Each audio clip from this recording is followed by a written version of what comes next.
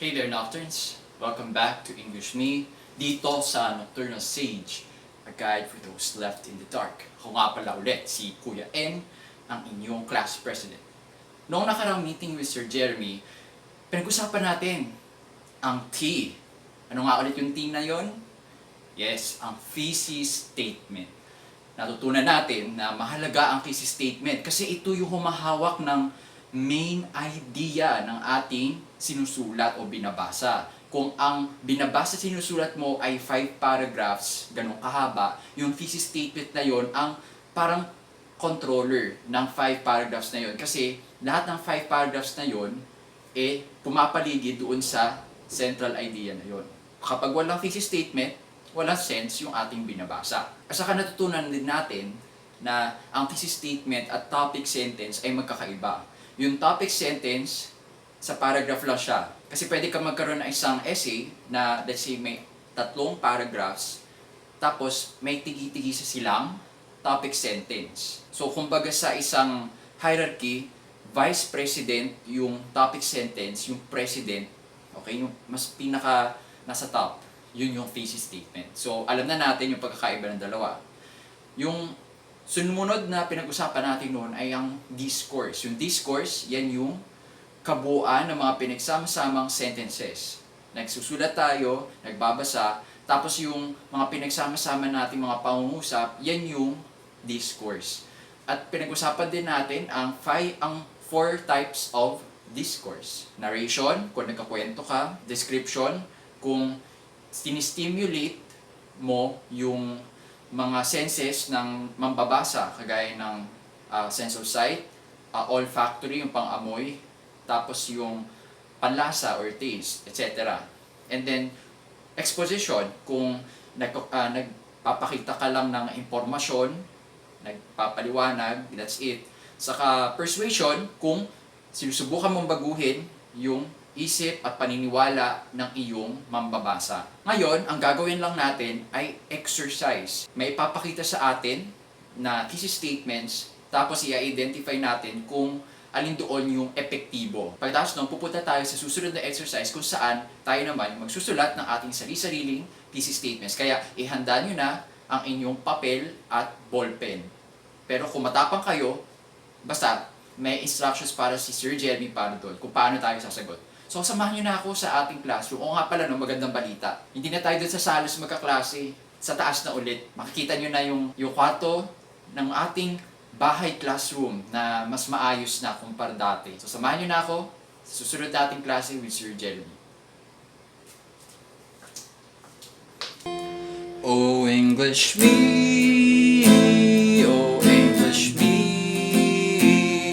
Gusto kong matuto ng Ingles pero hindi alam kung paano.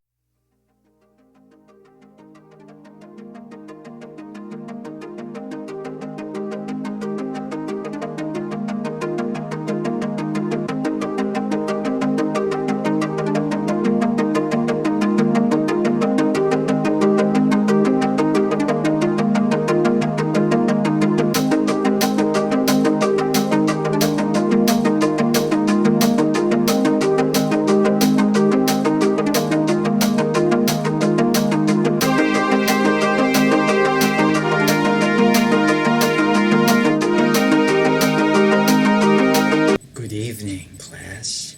It's great to be back up here in our classroom where we belong. As mentioned last meeting, we're going to have an exercise. We're going to test how good we are in spotting thesis statements. Not just thesis statements, but effective ones. Before we proceed to the battle, I want you to remember that an effective thesis statement is one that makes a clear point, not just a point, not 2 points or 3, but one clear point. Okay, I'm already giving you clues. Other than that, it should be as specific as possible. If we have too general a thesis statement, then we're going to miss the point. Are you ready? Comment down below your answers. Or if you're shy, or if you don't have any stable connection, or if you don't have any YouTube account, then you may write your answers on a yellow sheet of paper. If not yellow, any color will do as long as it's writable. For the first set, which do you think is the more effective thesis statement? Is it A or B? The correct answer is B. Why? Because if you analyze, letter A simply describes the Hunger Games. Yes, what about it being a science fiction adventure film? What's the point in knowing that? But when we take a look at the second, it's very specific. One aspect is made clear that Hunger Games is a morality tale about the dangers of a political system. So if you try to extract 3 main points, you may enumerate the dangers of a political system, at least 3 dangers. But for letter A, it's hard to extract any main points. Second pair, which do you think is the more effective thesis statement? It's letter B. Again, letter B. Why? Letter A, well, how does the cell phone changed our lives? And whose lives are we referring to? It's less specific. Yes, we can enumerate the changes, but it's not going to be as specific as possible. And if it's not that specific, it's not going to be. If we're going to make it clear, we'll have to do that when we write the body. But when we write our thesis statement, we want it to be clear right from the start and specific at that. So it's letter B, because in letter B, here we have one aspect of the change already, more freedom and mobility. And then we have here the downside, becoming a leash. So, and whose lives are we referring to? The users. See, it's already specific. We can already extract here the ways that cell phones can become a leash. Freedom and mobility is already a given, but the downsides of this freedom and mobility, that those are yet to be enumerated. So B will give us an easier time. Next pair. Okay, it's letter B again. Why letter B? Is because letter A has so many points.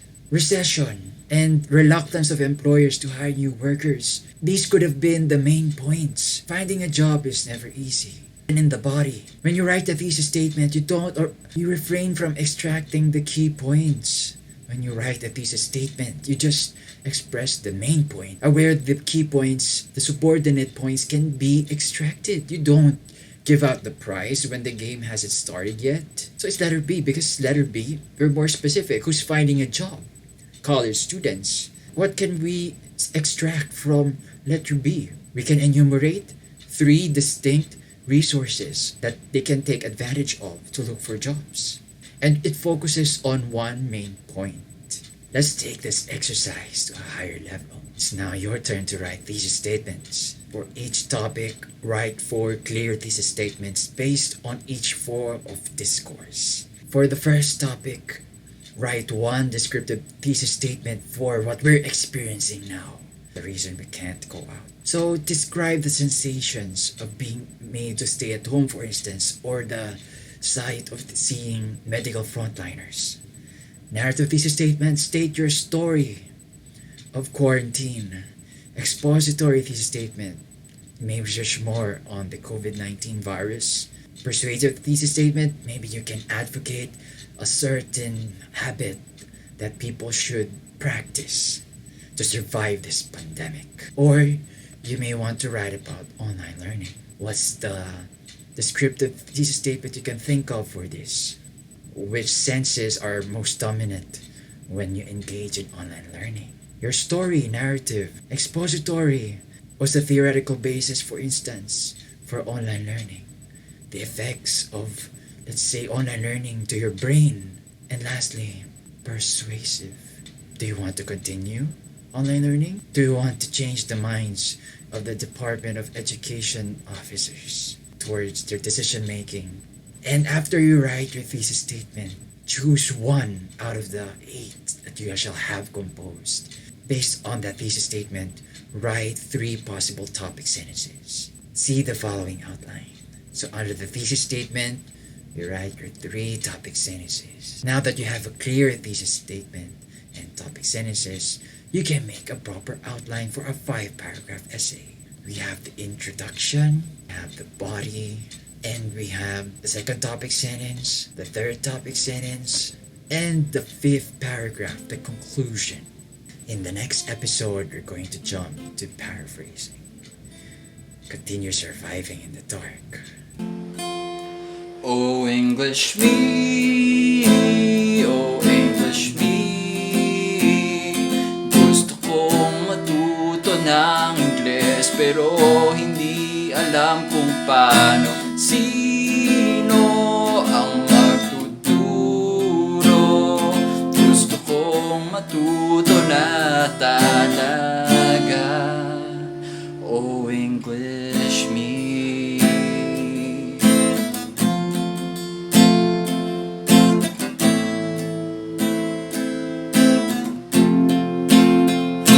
Word of the night.